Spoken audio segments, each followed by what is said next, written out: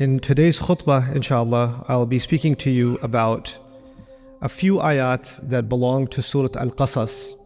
Surah Al-Qasas is one of the many surahs in which Allah tells the story of Musa alayhi salam.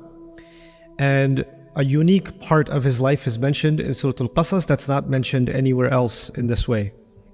And that is the story of how Musa alayhi salam got married. Now, there is no other prophet in the Quran about whom we get the story of how they got married, except Musa alayhi salam. That's it. It's the only prophet. And every story in the Quran has purpose, divine purpose. Allah selectively chose these stories for our guidance.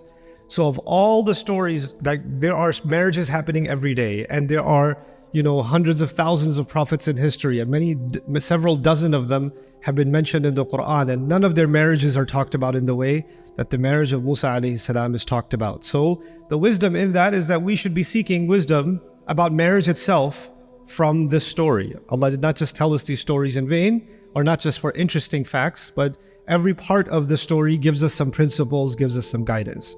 And in these next less than 20 minutes, I'm going to share with you some parts of that story and some things we might be able to learn from that story. The first thing to note is that it's a very unusual marriage. What makes it unusual? Musa alayhi salam accidentally, he was trying to stop a police officer from hurting someone, and he got in the middle of the fight and he threw a punch a little too hard, and the police officer died. And I'm fast forwarding, now he is wanted for murder in Egypt. So he's considered a criminal, and the order given to the police is shoot on sight. They're not interested in arresting Musa alayhi salam. They are going to, if they find him, they will kill him and ask questions later. So that's the idea.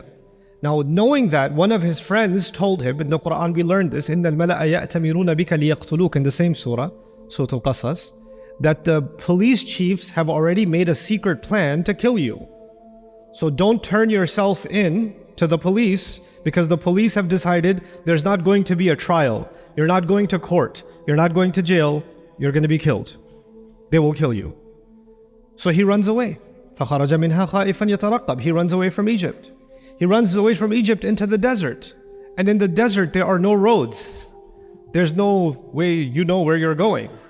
But Allah guided him, and Allah says, وَلَمَّا تَوَجَّهَ تِلْقَاءَ مَدْيَنَ, when his face turned exactly in the direction of Madian, قَالَ عَسَى رَبِّي أَن يَهْدِيَنِي سَوَاءَ السَّبِيلِ, he said, maybe, hopefully, my Rabb will guide me to the most straight path. He doesn't even know that he's facing Madian. Madian is many, many, many days of, maybe weeks of travel away.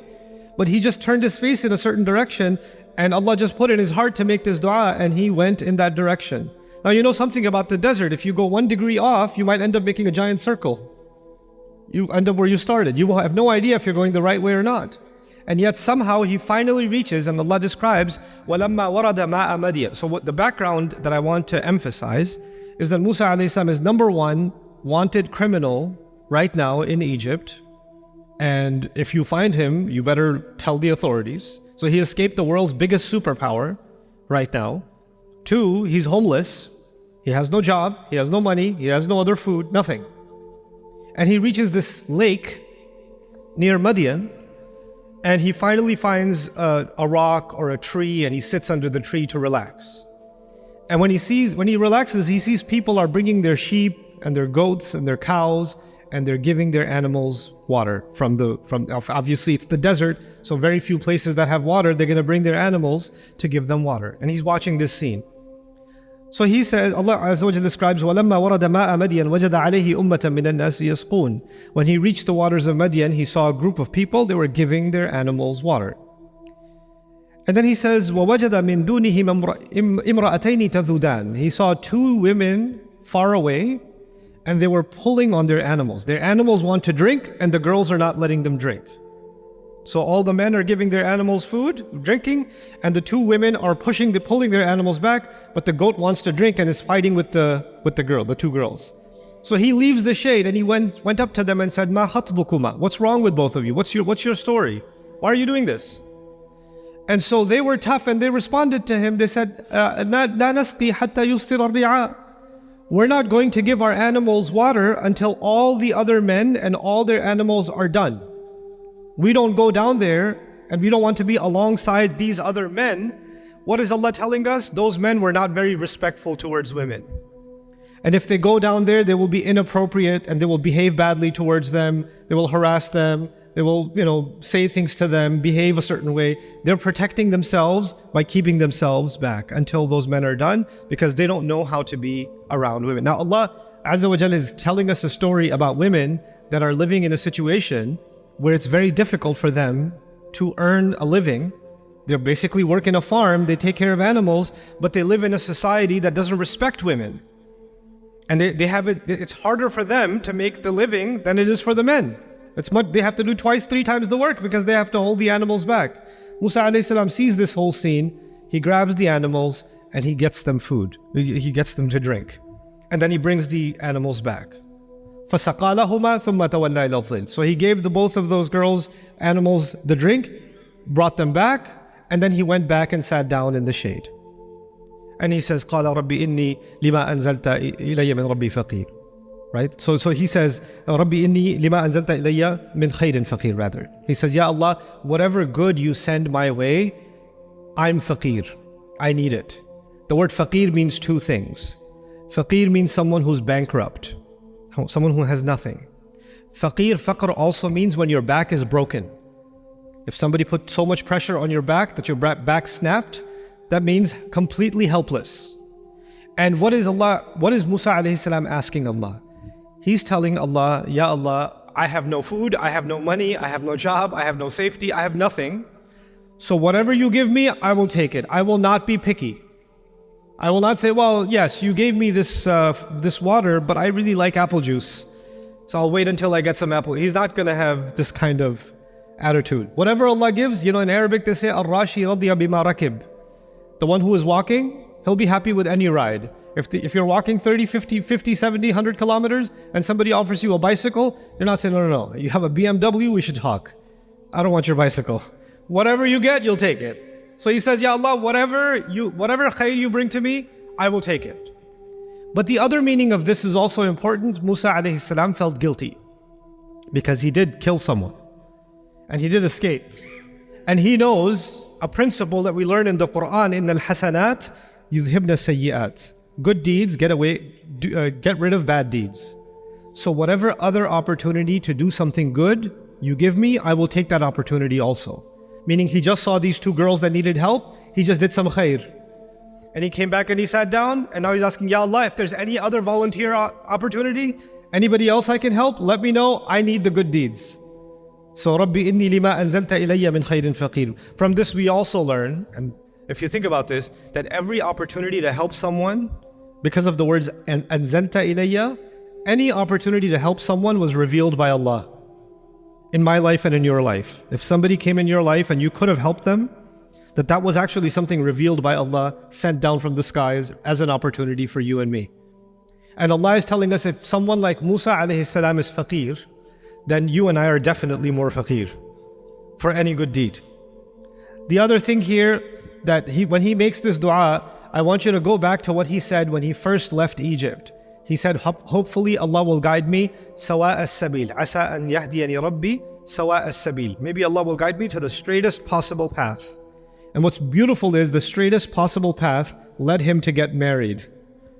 Like Allah is actually even describing the merits and the beauty of getting married in the story in this strange way. But anyway, so he helps these girls and he's sitting in the shade. These girls go back home because they only came to the lake to feed their animals. So they go back home, but they go back home early. Because usually they wait for all the men to finish and then they go back home. Now they show up home 5 hours early. And their old father, who cannot work anymore, he says, basically, the Quran doesn't tell us, you can assume logically, why are you home early? What happened? And they say, well, there was this man, he was very strong, he just took our animals, and these girls, they deal with men outside all the time. So when they talk about Musa alayhi salam, they're telling their father, this was not like other men. His behavior was different. He was not looking at us the way other men look at us. He wasn't talking to us like other men talk to us. He didn't help us and he followed us home, or he was staring, nothing. He just went back under the shade and he just disappeared. And the father is very intelligent. He knows that he sends these girls out every day for work, in a corrupt society, and if you're living in a corrupt society, finding a good husband for your daughter can be very difficult. You don't know who's who. Everybody's bad out there, and you want to find a good match for your daughter. So even when he hears this description from his daughters, he realizes this is a good man. In his head, he's already got a plan. And the father understands his daughter. So the way she's talking about him, he can tell she liked his character also. So what does he do? He sends one of them back to get him. Now, if I'm a father and I have 2 daughters and I'm going to go get a man, it's safer to send 2 daughters. Doesn't it make sense? Send both girls. But we find in the Quran, فَجَاءَتْ إِحْدَاهُمَا تَمْشِي عَلَى اسْتِحْيَاءٍ. He said one of them, and she came walking shyly. She's shy because she's alone and she's nervous. Perhaps she's also shy because her father sensed something. She kind of likes him. And it's a final test for her. He already puts tawakkul in Allah when he puts her outside every day. So he's already in this situation. He trusts his daughter. So he sends her out and he says, bring this man. فَجَاءَتْ إِحْدَاهُمَا تَمْشِي عَلَى اسْتِحْيَاءٍ. Now when Musa alayhi salam sees this girl again, he's like, what do you want? You need more help? Why are you here? So she feels shy and she says, Inna abi yad'uka. So she makes sure he understands, no, I'm not interested. My father is calling you. Inna abi yad'uka. لِيَجْزِيَكَ أَجْرَ مَا سَقَيْتَ لَنَا. So he can pay you for what you gave us, for the help you gave us. He wants to pay you. Now the simple question is, did Musa alayhi salam do this for the sake of Allah? Or did he do this to make money? He did it as an act of ibadah. That's what he did. His niyyah was for Allah. But this woman comes and says, my father wants to pay you for your work. Musa alayhi salam could just turn around and say, Jazakillahu khairan, but I did that fi sabilillah. I don't want anything from this dunya. Thank you so much. I'm going to go back and make dua to Allah. Because I did it for the niyyah of ibadah. That's it. But Musa alayhi salam says, sure, let's go get paid. They go.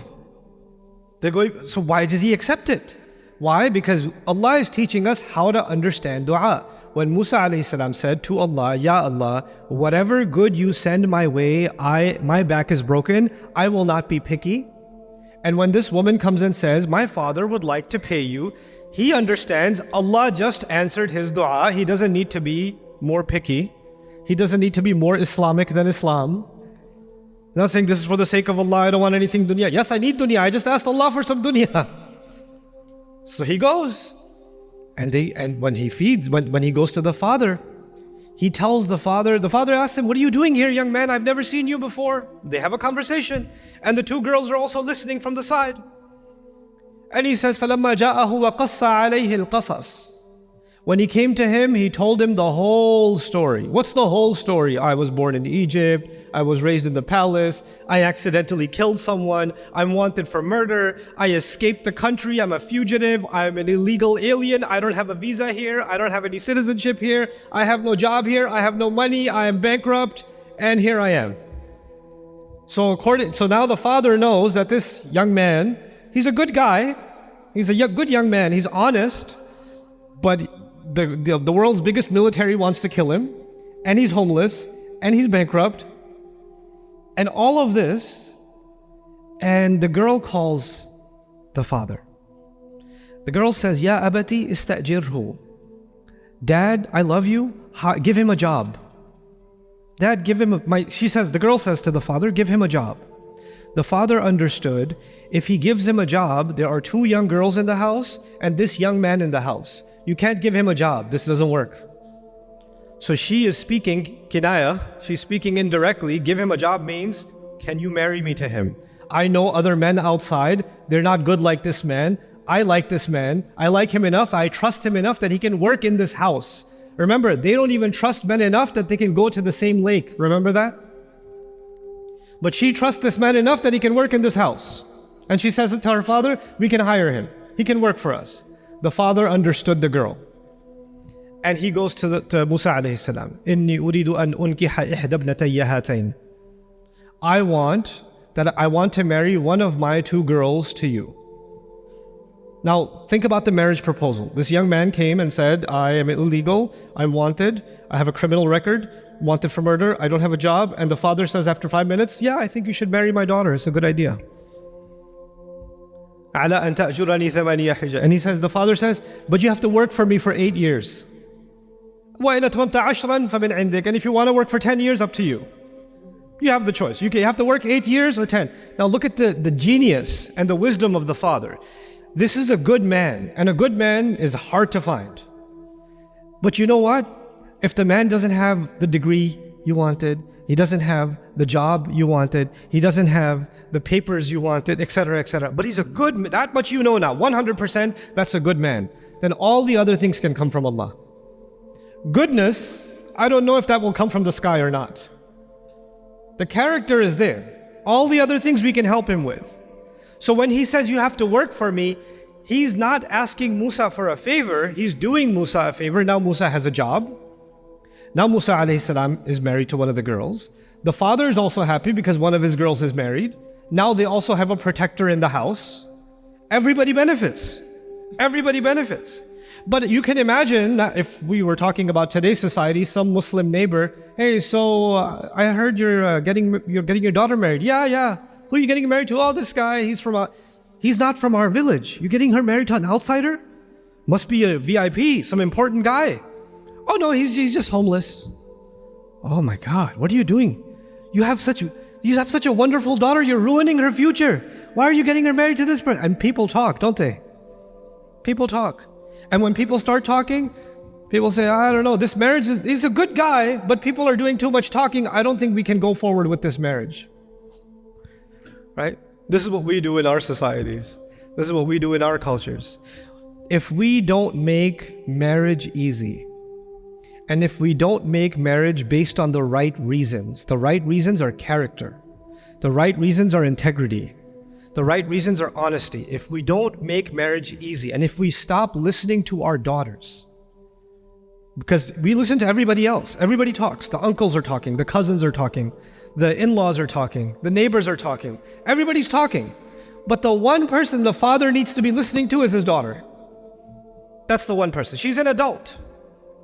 And the one thing the father needs to be checking is the character. And he tested the character too. He sent his daughter alone. He tested. And he heard the whole story. And nobody comes to the house and says, by the way, and tells the story that Musa alayhi salam tells in order to impress someone. That's not an impressive story. That's a pretty good reason to say, you know what, I think you should leave. So he's seen his honesty firsthand. And so when you find that, then everybody's noise can stay. You make the right decision for your son and your daughter. That's the teaching Allah has given us. That's the beauty Allah has given us in this surah. And so with that, what I want to sort of emphasize is when we make the door to nikah difficult, when we make the road to getting married difficult, then the road to haram becomes easier and easier and easier. And we cannot blame a non-Muslim society, a kafir society, fitna, the media, the internet, TikTok, this, that.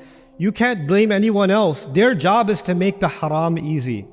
Our job, Muslims, our job is to make the halal easy. So when we make the halal difficult, then we don't get to blame anybody else. We have to blame ourselves. Young men have to become more serious about work and about integrity and about character. Young women have to think more about what kind of husbands they should be looking for. Fathers, in many cultures, it's hard for fathers to have conversations with their daughters about marriage. They just say, oh, he's got a good job, just do it. Yeah, but he's he's smoking weed, he's doing that's okay, I know the family. He'll become better after he has a baby. This kind of nonsense, this kind of idiocy. The Quran came to save us from these kinds of behaviors. So my dua for all of you, especially those of us that are fathers, that our children are able to find good spouses, and Allah makes us a means by which their journey towards marriage is made easy and it's not made difficult. And they can have good, normal, honest conversations with us about what they do want and about what they don't want, so that we don't force them or pressure them into situations that will create fitna for the entire community. بارك الله لي ولكم في القرآن الحكيم ونفعني وإياكم بالآيات والذكر الحكيم.